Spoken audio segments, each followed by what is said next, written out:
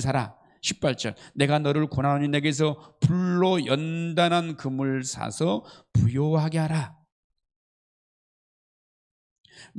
불순물이 섞이지 않는 연단한 정금 같은 그런 믿음, 다시 말하면 믿음의 부자가 되라, 이런 얘기입니다. 주님으로부터 인정받는 믿음의 교회가 되라. 주님으로부터 칭찬받는 믿음의 교회가 되라, 이런 얘기입니다. 두 번째로 흰옷을 사서 입어 벌거벗은 수치를 보이지 않게 하라. 예수님은 믿음으로 말미암아 주어지는 의의 옷을, 흰옷을 입어야 돼요.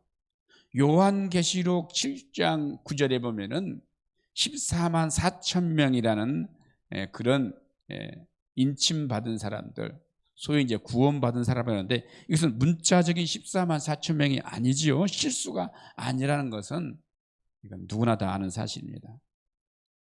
그런데 요한계시록은 이 계시가 반복적으로 지금 이루어진단 말이에요. 그리고 7장 9절에 보면은 14만 4천 명이 어떤 사람들인가?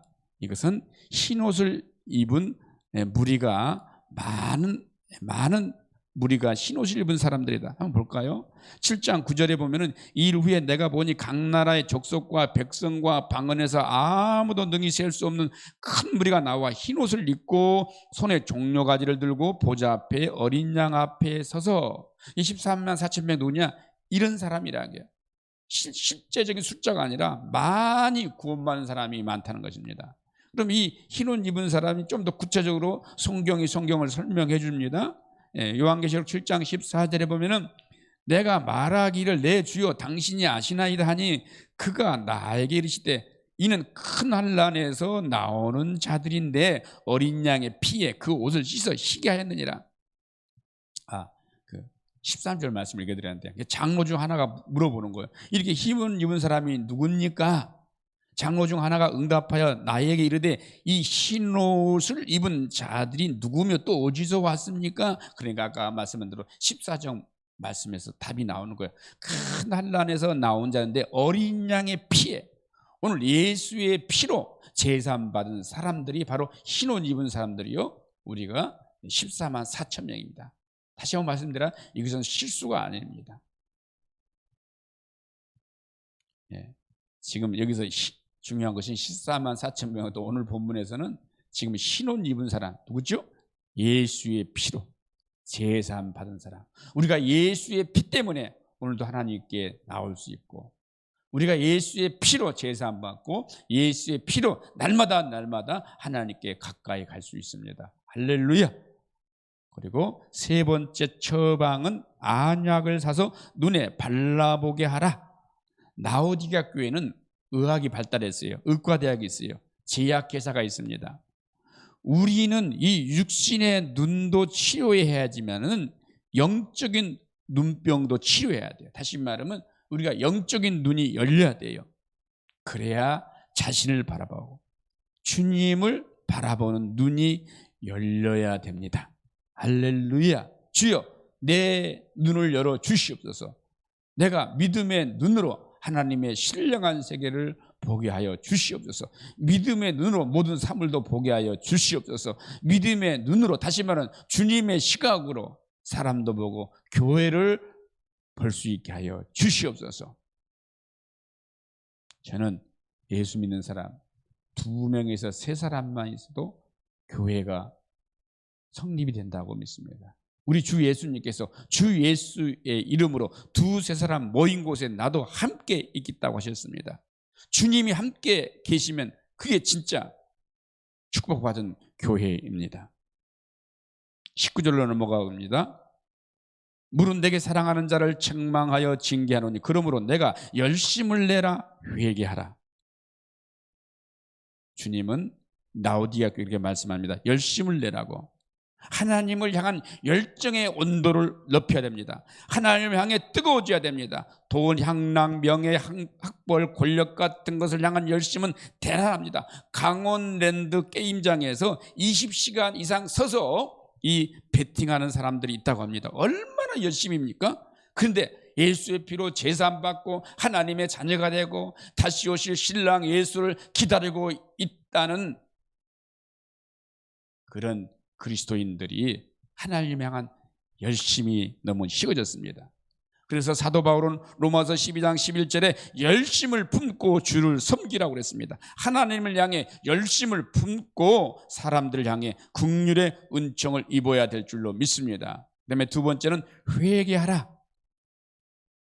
회개란 인생의 방향을 전환하는 거예요. 원죄는 한 번만 회개되지만은 우리가 살아가면서 육신을 가지고 있는 동안에는 늘 원래 죄인이기 때문에 죄를 질 수밖에 없어요. 죄를 줘도 괜찮다는 게 아니라 죄를 안 지어야 되는데 그때마다 우리는 열심히 회개해야 돼요. 그리고 하나님의 영광대로 살지 못한 것도 회개해야 돼요. 마음을 다하여 성품을 다하여 뜻을 다하여 하나님을 사랑하지 못하고 섬기지 못한 것, 그 부분도 회개해야 돼요. 예수의 피로 하나님의 자녀가 되는 권세를 줬는데 그 권세를 누리지 못하고 사는 것도 회개해야 돼요. 대중으로는 회개라는 것은 하나님께로 돌아오라는 것이죠. 얼마나 좋은 말씀입니까? 그 다음에 20절에 말씀드리는 볼지어다 내가 문 밖에서 서서 두드리는 누구든지 내 음성을 듣고 문을 열면 내가 그에게로 들어가 그와 더불어 먹고 그는 나와 더불어 먹으리라. 우리는 이 말씀 너무 좋아하지요. 특별히 불신자들을 초청할 때 이런 말씀들을 많이 인용합니다. 근데 사실 1차적으로는 이걸 예수 믿는 사람, 성경은 1차적으로 믿는 사람들한테 주시는 말씀이에요. 다시 말하면 이 말씀도 1차적으로는 초대교인들한테 주신 것은 확실해요. 그렇다고 초대교회 시대가 지나서 지금 이 시대는 이 말씀이 아니냐? 아닙니다. 1차적으로 수신자들은 초대교회 당시 어려운 사람들에게 라오디게아 교인들에게 주신 말씀이에요. 그러나 또 이 말씀은 오늘 현재 오늘 우리 교회 나에게 주시는 말씀인 줄로 믿습니다. 볼지다 내가 문 밖에 서서 두드린다. 예, 이 문은 내가 열어줘야 돼. 주님이 막 강제적으로 부시고 들으시지 않아요. 내가 문을 열어줘야 돼요. 그럴 때 주님은 우리 안에서 일하시는 거예요. 주님이 함께 하시는 거예요. 마지막으로 21절 이기는 그에게는 내가 내 보좌 함께하여 주기를 내가 이기고 아버지 보좌 함께 앉은 것 같이 하리라. 왕의 자리에 함께 앉는 것, 이 엄청난 영광의 상급 아닙니까? 이보다 더 좋은 상급이 어디 있습니다. 그런데 이건 미래적인 그런 의미도 있지만은 우리가 잘 아는 에베소서 그 2장에 보면 이미 우리는 하나님 보좌 앞에 지금 앉아 있습니다. 에베소서 2장 6절에 보면은 또 함께 일으키사, 이거 부활을 말한 겁니다. 함께. 예수님이 십자가에 죽을 때 나도 죽었다고 그러죠. 내가 그리스도와 함께 십자가에 못 박혀 죽었나니 그런즉 이제는 내가 산 것이 아니요 내 안에 그리스도께서 사는 것이야. 이제 내가 육체 가운데 사는 것은 나를 사랑하사 나를 살리신 예수 그리스도를 믿는 믿음으로 사는 것이니라. 예수 그리스도와 함께 죽고 예수 그리스도와 함께 사는 겁니다. 이것이 상징적인 세례죠. 함께 죽었다고 그랬어요. 왜? 영적으로 머리이신 예수님이 죽을 때 우리도 죽은 거예요. 그렇다면 머리이신 예수님이 3일 만에 부활했으면 우리도 영적으로 부활하는 거예요. 그 부활하신 예수님께서 하늘에 올라가셨으면 우리도 하늘에 올라가는 거예요.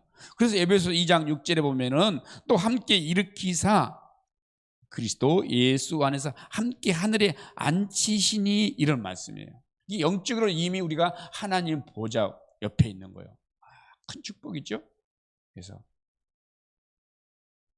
영적으로 보면 이미 우리는 심령의 천국을 이루고 사는 사람들이에요. 그렇죠? 그래서 우리는 하나님 나라, 이미 우리 안에 이루어진 하나님의 나라, 그러나 아직 이루어지지 않는 하나님의 나라, 천국, 그것은 예수님이 이 땅에 오셔서 새하늘과 새 땅을 만드실 것입니다. 뭐 리모델링 하실 것인지 새로 만들 것인지 그건 그것까지는 잘 모르겠고요. 아무튼 분명히 하늘 같은 땅을 이 땅에 만드실 것입니다. 그게 이제 진짜 천국이죠. 그것은 예수님이 재림을 하셔야 돼요. 자, 아까 제가 마지막이라고 했는데 22절, 귀 있는 자는 성령이 교회들에게 하시는 말씀을 들을지어다. 항상 요한계시록 7교회 교회는 귀 있는 자는 성령이 교회들에게 하시는 말씀을 들을지어다. 하나님은 이 교회를 통해서 일하신 것이죠. 당연하죠. 교회가 하나님을 믿는 사람들의 모임이고 그 교회의 주인이 우리 주 예수님이기 때문에 교회를 통해서 일하시는 거예요. 성령님이 역사하시자면 하나님의 말씀, 성경이 하나님의 말씀으로 들려지지 않습니다. 성령이 아니고는 오늘도 내가 예수 그리스도를 주라고 시인할 수 없습니다. 고백할 수 없습니다. 성령님은 하나님의 말씀을 오늘 나에게 주시는 말씀으로, 이 시간 나에게 주시는 말씀으로 믿어지게 하시는 분이 바로 성령님이십니다. 성령님을 거역하지 마십시오. 성령님을 나 때문에, 내 죄 때문에 근심시키게 하지 말고, 내 이 미지근한 신앙 때문에 참 마음을 아프게 하지 마시고